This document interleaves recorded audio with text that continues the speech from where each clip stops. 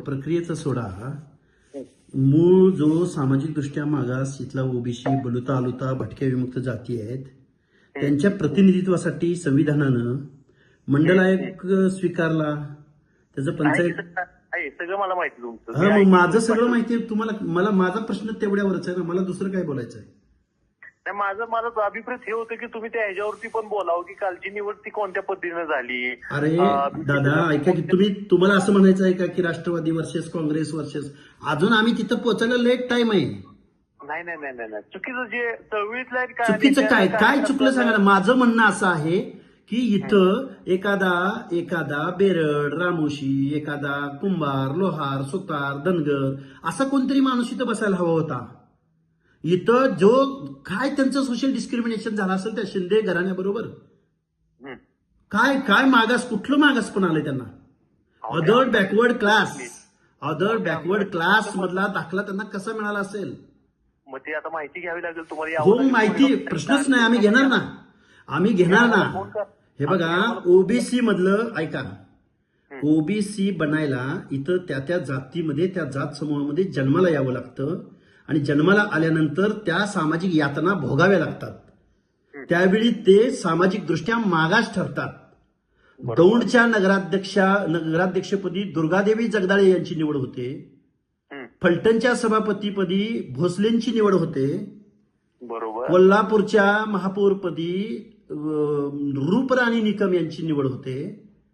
आता मग ओबीसी आलुता बलुता एकही दिसणार नाही महाराष्ट्रामध्ये इथून पुढे. नाही तेच सांगतोय तुम्हाला. मग हे प्रतिनिधित्वाचा कायदा आहे. ह्या बलुत्या आलुत्यांचं सामाजिक दृष्ट्या अदर बॅकवर्ड क्लासेसचं प्रतिनिधित्व पंचायत राजमध्ये तरी दिसावं की जेणेकरून ह्यांच्यातला एखादा नेता तयार होईल, तो महाराष्ट्राच्या विधानसभेमध्ये येईल, मंत्रिमंडळामध्ये येईल, त्यांच्या लोकसंख्येच्या प्रमाणात. हे रिप्रेझेंटेशनचं रिझर्वेशन आहे. मराठा समाज हे जे काय आता झालेले आहेत मंडळी, या मंडळींच्या बाबतीमध्ये कुठलं सोशल डिस्क्रिमिनेशन झालं असेल. वकील दिसताय तुम्ही मला ट्रूकॉलरला. आहे की मी वकीलच आहे. मग वकील असून आमची मागणी हीच आहे ना की सुप्रीम कोर्टानं 650 पानाचं जजमेंट दिलं आणि मराठा समाजाचं मागासले पण नाकारलं.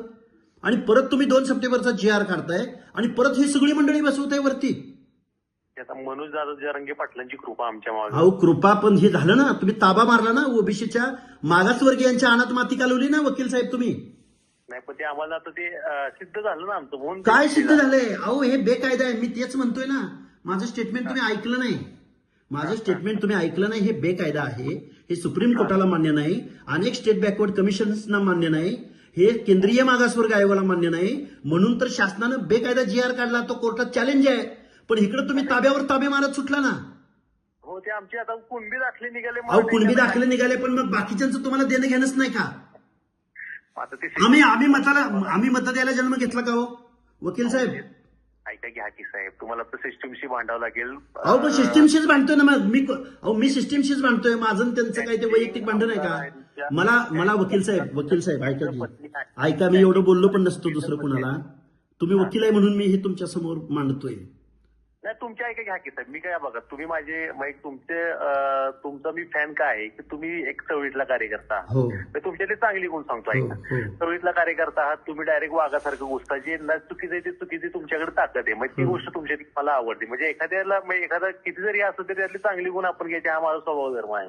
बरोबर. तुम्ही एक कार्यकर्ता आहे, तुमच्याकडे भाषण कर्तृत्व चांगलं आहे, तुमच्याकडे ओबीसी वकील साहेब अभ्यास चांगला आहे. वकील साहेब ऐका की, अहो त्या पुण्यामधलं सांगतो बरं का तुम्हाला. पुणे महानगरपालिका, चिंचवडचं तर त्याच्याहून वाईट आहे. पुण्यामध्ये 42 जागा ओबीसीला राखीव होत्या.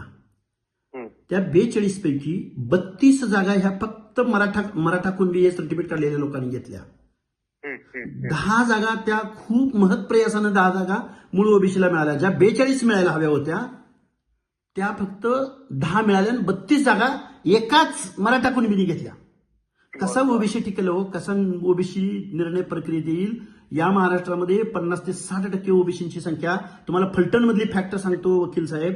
फलटणमध्ये 9 सदस्य ओबीसीचे, 9 सदस्य. त्या 9 पैकी 7 सदस्य धनगर, 2 सदस्य माळी. सांगतोय का, फॅक्ट सांगतोय का. 3 सदस्य दलित आणि 3च मराठा. त्या पंचायत समितीचं सभापतीपद ओबीसींना राखीव. या निंबाळकर राजेंनी दोघांनी मिळून पै पाहुण्यातल्या मंडळींना त्या काहीतरी शिवांजली भोसले यांना सभापतीपदी बसवलं. अहो आमची मतं किती, ओबीसीची मतं किती, गावच्या गावं, तालुक्याच्या, अहो तुमच्या आमदार केला आम्ही, खासदार केला आम्ही, या राजेला द्यायचं का त्या राजेला द्यायचं त्याला आम्ही, आणि तुम्ही आम्हाला पंचायतीचं सभापतीपद पण देईना तुम्ही. हा इनजस्टिस आहे, हा सोशल ही कसं सांगा बरं मला कळत नाहीये. त्यांना द्यायचंच नाही, त्यांचं म्हणणं नाहीच द्यायचं. मग ही जर माणसं, ही मंडळी जर देश स्वतंत्र होताना असती तर आम्हाला मताचा बी अधिकार दिला नसता. राव बलू त्या त्याला गावातल्या लोकांना सगळं यांनी ताब्यात घेऊन ठेवलं असतं. ऐका की सातारमध्ये जी निवड झालेली आहे त्या आमदारांच्या स्विद्ध पत्नी आहेत. अहो आमदारांच्या पत्नी आहेत म्हणजे मागासवर्गीयाचं आरक्षण घेऊन त्या पदावर जायचं का? ते कुणब्याचा दाखला त्यांच्याकडे आहे. अहो कुणब्याचा दाखला आहे म्हणजे काय कुठनं काय आकाशातनं तोडून आणलं का? ज्यांच्यापासून संरक्षण पाहिजे त्यांनीच आमच्या बोडक्यावर ओबीसीच्या बसल्यावर कसं व्हायचं? संपलं ना मग ओबीसीचं आरक्षण. कसा एखादा गावगाड्यातला एखादा माणूस त्यांना कॉम्पिट कसं कराल बरं तुमच्या मारामारीमध्ये कालच्या? मग ती जाऊ मारामारी झाली एवढी. हो मारामारीमध्ये बोलणार की अहो आमच्या आडात चाललं नाही तर पोहऱ्यातलं वरची मारामारी आम्ही कधी कराल, कधी समर्थ होईल? ते झालं. मी तुमच्या इथे दोन्ही बाईट सगळ्या बघितल्या तर मी म्हणलं हाके नाही. हे बघा तुम्हाला सांगू का आमची काय ताकद हो, आम्हाला कुठल्या मंत्र्यांबद्दल देसाई साहेबांबद्दल आम्ही काय बोलणार, आम्ही शिवेंद्रराजेंबद्दल काय बोलणार? आम्हाला धरून मारतील की राव. आतापर्यंत माझ्यावर 10 वेळा हल्ले झालेले आहेत.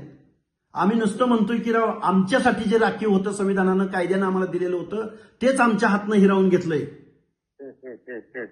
किती वाईट आहे राव, इनजस्टिस. महाराष्ट्र हा फुले शाहू आंबेडकरांचा महाराष्ट्र राहिला नाही, शिवाजी महाराजांचा महाराष्ट्र राहिला नाही.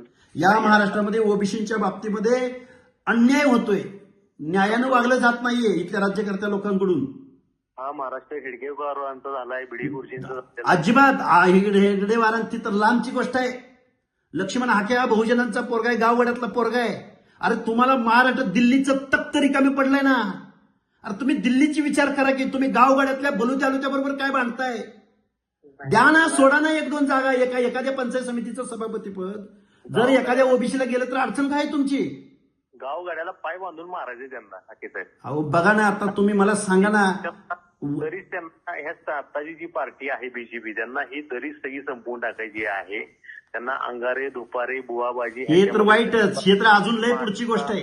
तांबोळ्याचा, खोष्ट्याचा, वाण्याचा, न्हाव्याचा सगळी लोक ही त्या बुवाबाजीमध्ये अडकून ठेवले. मान्य आहे मला. आता मग आम्ही केलंच ना, आम्ही काल अल्टिमेटम दिलं होतं मी 12 वाजेपर्यंत जर नाही त्यांचा राजीनामा झाला तर आम्ही उपोषणाला बसू. आम्ही सांगितलं काल.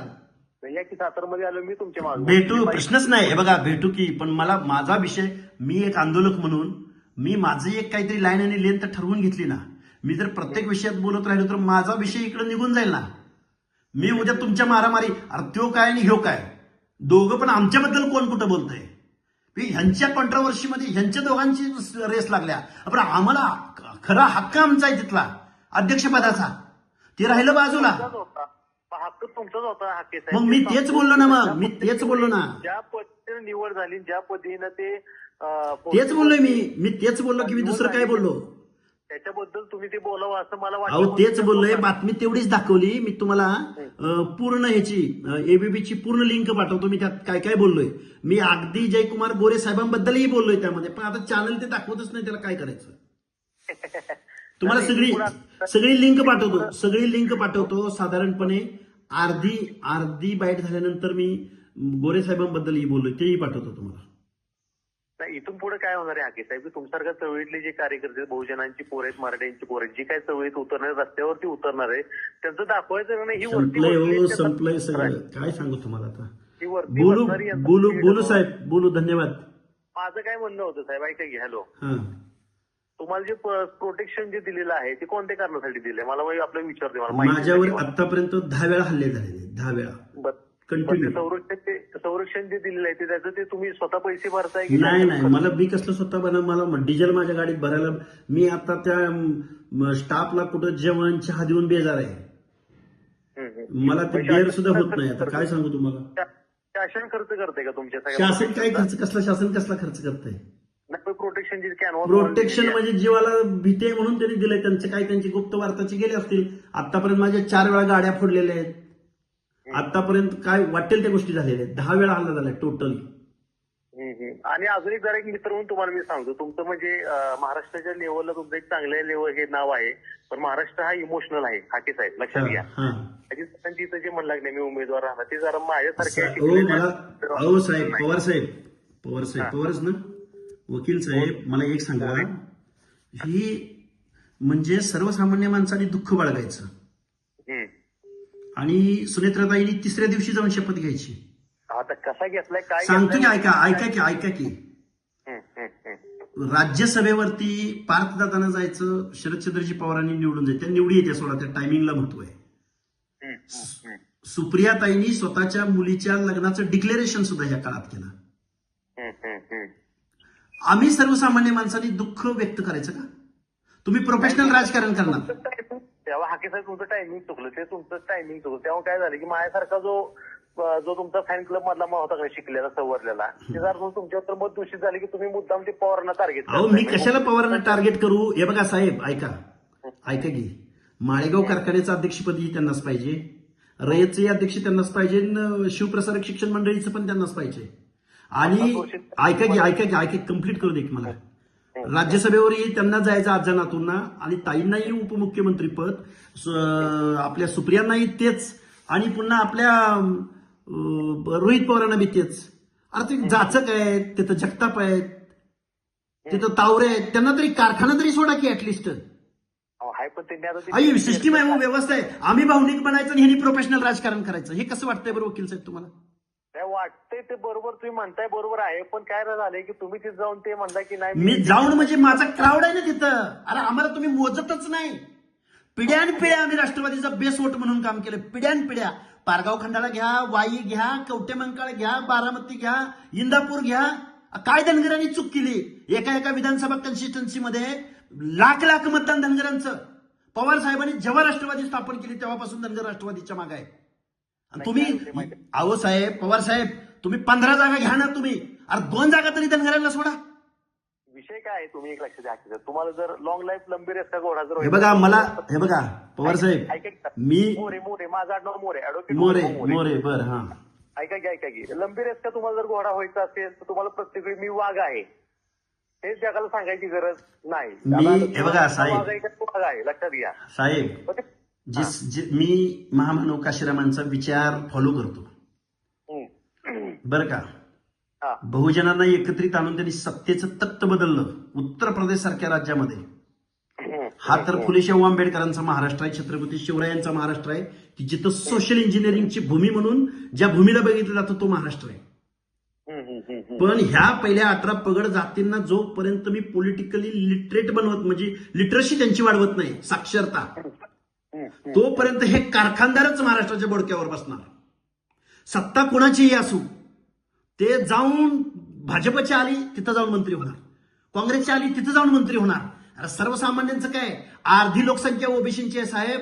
कालच्या बजेटरी अधिवेशनात अर्धा% बजेटमध्ये तरतूद आहे ओबीसीच्या सामाजिक न्याय हक्काच्या योजनासाठी. माझं ज्यांनी बजेट मांडलं महाराष्ट्र राज्याचे लाडके मुख्यमंत्री, तेच बोलतोय ना मी. तुम्ही त्यांच्या साहेब, तुम्ही माझ्याकडे बघण्याचा दृष्टिकोन, मी मुख्यमंत्र्याचे मांडलं बजेट मुख्यमंत्र्यांनीच ना, त्याच्यावरच बोलतोय ना मी दुसरं कोणाला कशासाठी बोलू? ऐका की दादा जसे अर्थसंकल्प मांडायचे तसं तुम्ही दादांची विरोधात बोलायचं किंवा दादा ह्याचा ओबीसीवर अन्याय करतात, हे करतात, ते करतात, तसं तुम्ही मुख्यमंत्र्यांची विरोधात. मुख्यमंत्री आता बजेट कुणी मांडलं साहेब? आताचं बजेट मुख्यमंत्र्यांनीच मांडलं. मी आता बोललोय म्हणजे दुसऱ्याला बोलायचा काय संबंध येतो माझा? अजितदादांच्या ह्याच्यात जसं दादांवर कधी काय, हे बघा विषय असा आहे, निवडणुका असतात. ते जर प्रोफेशनल राजकारण करत असतील तर सामान्य माणसाने का भावनिक व्हायचं? हे माझं बोल कुणाला पटणार नाही. भोळी बाबडी माणसं आहेत आमची माणसं म्हणली, हाके सर अहो आपल्या समाजाला नावं ठेवतेली. अरे म्हणलं तुम्ही दुःखात नावं ठेवणारच आहेत म्हणलं. अरे पण सुखात तर तुम्ही कधी क्रांती केल्या म्हणलं. आजपर्यंत काय दुःखदच घटना होत्या काय? त्यावेळी बी तुम्ही शेपटच घालताय ना. या सिस्टीमच्या विरोधामध्ये आवाज उद्याच्या 2029ची नांदी जर तयार करायचं असेल बॅकग्राऊंड, तर तुम्हाला 1 सेकंद 1 तास महत्वाचं आहे की जो तुम्हाला इथल्या व्यवस्थेच्या विरोधामध्ये जी संधी भेटती, जी स्पेस भेटती, तिथं तुम्ही आवाज उठवला पाहिजे. काँग्रेस म्हणते सरकार बाद आहे, सरकार बाद आहे, सरकारच्या विरोधात काम केलं पाहिजे. अरे तुम्ही रस्त्यावर कधी उतरणार? शेतकऱ्यांच्या प्रश्नावर कधी बोलणार? या मागासवर्गीयांच्या प्रश्नावर कधी बोलणार? आणि कसं तुम्हाला कोण लोक निवडून देणार? अहो टिसू मारली आता सरकार. मग ते सांग, बोलू आपण साहेब, भरपूर बोललो आपण. तुम्ही वकील आहात म्हणून एवढा बोललो, बोलायचा काही संबंध सोडून द्या. माझं फक्त एवढंच म्हणणं आहे, सवयीतला तुम्ही आहे, माझ्या शुभेच्छा आहेत तुम्हाला. तुम्ही सातारमध्ये आल तर मला आवर्जून फोन करा. Yes. त्या निवडीच्या बाबतीत मी तुमच्या सोबत आहे. फक्त धन्यवाद. तुम्ही प्रत्येकी सांगू नका की मी वाघ आहे. आणि मला सांगायचं, अहो माझं वडील पण ग्रामपंचायती सदस्य नाही, मी असायचा तर प्रश्नच नाही. ऐका की साहेब, गोपीचंद पडळकर आमदार आता जे जसे आहेत ते जसं पवार कुटुंबावरती बोलायचे. फक्त हे बघा साहेब पवार साहेब कुटुंब. ऐका, महाराष्ट्राचं राजकारण ज्या पॉइंटवरून ठरतं त्याच पॉइंटवर होणार ना हो एलिगेशन. दुसरं कसं कुणावर बोलणार आम्ही? मुख्यमंत्री आहेत. अहो हो, की मग राजसत्ता ज्यांच्या ताब्यात असते त्यांच्या विरोधात. कुणी सांगितलं तुम्हाला मी मुख्यमंत्र्यांच्या विरोधात बोलत नाही म्हणून? मी आठवड्यातले किती बाईट पाठवतो तुम्हाला? नाही, तुमची धार दिसत नाही अहो मुख्यमंत्री. धार म्हणजे आता कशी धार आणू? धार कशी आणू ते सांगा. नाही दिसत नाही मला. बरं, येईल दिसन तुम्हाला, दिसन सगळं.